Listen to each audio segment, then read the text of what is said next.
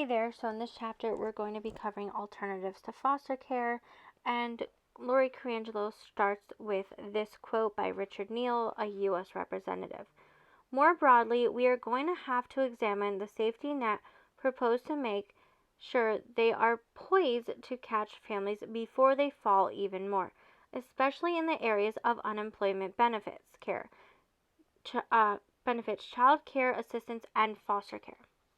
So here are the alternatives that Lori Carangelo speaks about, things that we generally speak about as adoptees as well. Real family preservation programs include community-based care, funding of education and vocational training, combined public and private partnership, job training and placement programs with employer incentives to hire trainees, residential schools, we don't like those, free national health insurance, on-the-job daycare with incentives for small businesses that encourage parent and large corporation participation, work-at-home incentives, as we know with 2020 and 2021, that is definitely possible for businesses, and an open system for out-of-home placements with public accountability, kinship fostering, yes, and co-parenting that would better serve the child's short-term or long-term needs while preserving the child's equal protection and fundamental rights under uniform, fair laws. Kinship co-parenting is one of many alternatives to permanently removing a child when they cannot be raised by one of their parents. One or both biological parents may share custody of the child with a relative or court-appointed guardian. The benefit to the child and their parents is an extended family to share responsibility and homes with which the child is familiar with, rather than frequent moves from one foster home to another and no real family.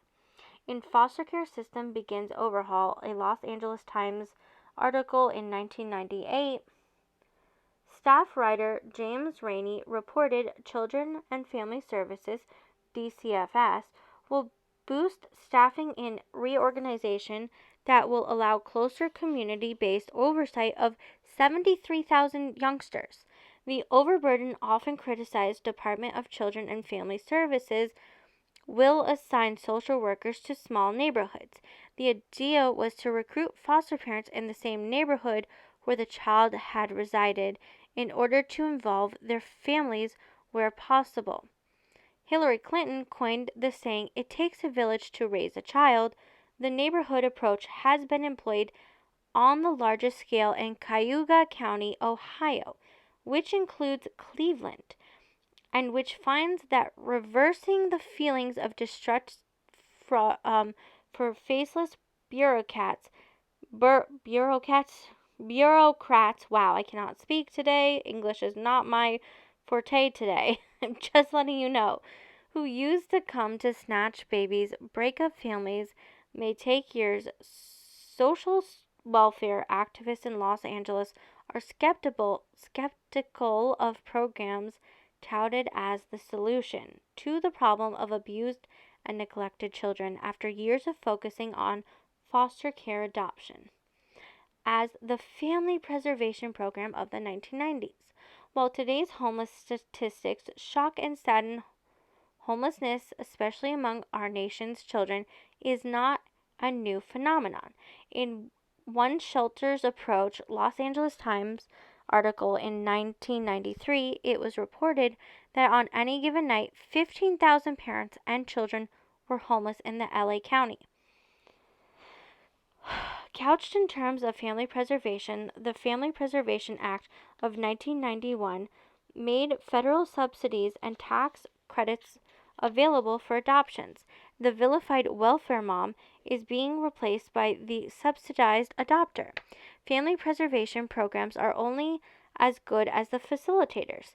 The Casey Foundation and others suggest that children are better served if parents and foster parents work together.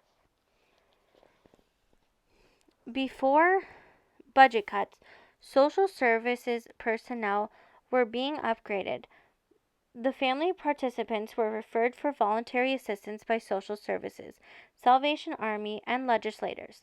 The state abdicated and its obligation to ensure that any child will have quality of education, skills training, preparation for adult living, not just for those who fuel the adoption industry. One way to ensure these things for children is to help their parents as well. The Clinton administration welfare reforms limited aid to dependent children, AFDC, and compelled the average welfare recipient, a mother with 2 or more children, to get off welfare to work within 2 years. The LA Times, in a 1998 article called Welfare Reform is Flawed, study says, by Carla Rivera, confirms the nearsightedness of such plans. A variety of well-paying jobs that can support a family are available in Los Angeles County, but the welfare recipients are not being trained for them. The report, funded by the ARCO Foundation via the nonprofit Economic Roundtable, identifies 48 entry-level jobs that pay living wages and which were projected to yield 145,000 openings over the next 5 years. That was before the nationwide economic crisis and record unemployment in 2008. In 2011, the experts were saying the real challenge will be to coordinate a new approach with other programs which may have faded from the spotlight into one system of care. Following are some of the programs fading from spotlight that need to be funded and expanded. Okay, so these are resources that were recorded, and this is called the 14 model programs that worked. Oh, so these are the 14 models. Sorry guys, my English today is not working. I promise you I am okay. It's just been quite the day filming ahead of time for you. Alright, let's go. Model programs can't function without funding. Trump administration's stated goal has been defunding federally funded entitlements and programs that worked under previous administrations in order to shift funding elsewhere. But also in the past, many successful programs have fallen by the wayside due to the lack of funding. Unless America shifts to priorities from funding wars and bailing out Wall Street, there won't be a future generation, let alone model program, to replace our failed social programs. Examples of the programs that have worked and should be broadened but may or may not exist by the time this book goes into press are as follows. The House of Ruth. I'm not going to read everything, but I'm just going to tell you what the names are. The House of Ruth, Children of the Night, Home Builders Program of the Institute of Family Development, Homes Not Jails, Primary Intervention Program PIP, Teen Parent Services, Women Alternatives Center, WAC of Pathways PA Inc., Bridge of Hope, Genesis House, SOS Children Village,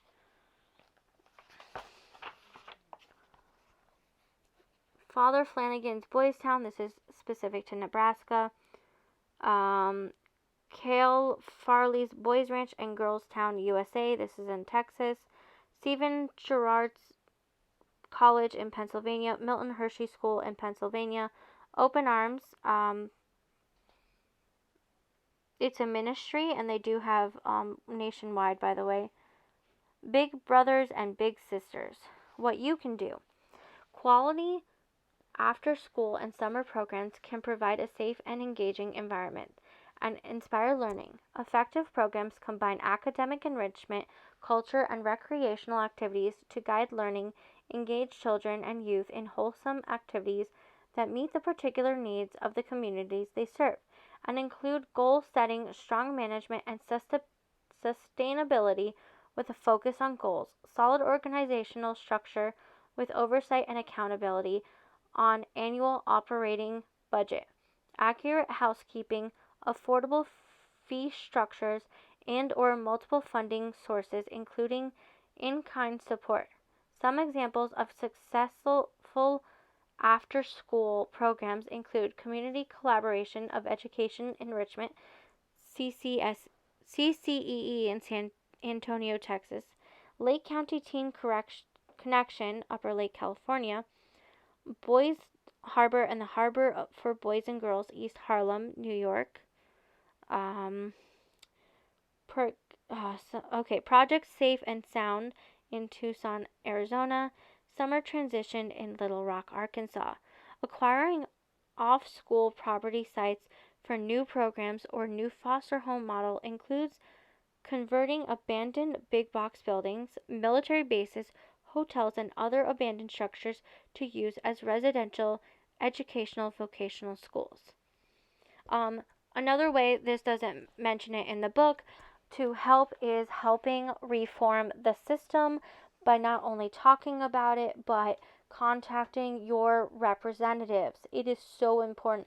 So look out for the bills that I will talk about very shortly, but you can anytime. You can email or call your representatives and talk to them about bills or see what they can do. You can also work locally and reach out to your foster care. You can donate new items. They will have a list. Trust me, those kids need newer items.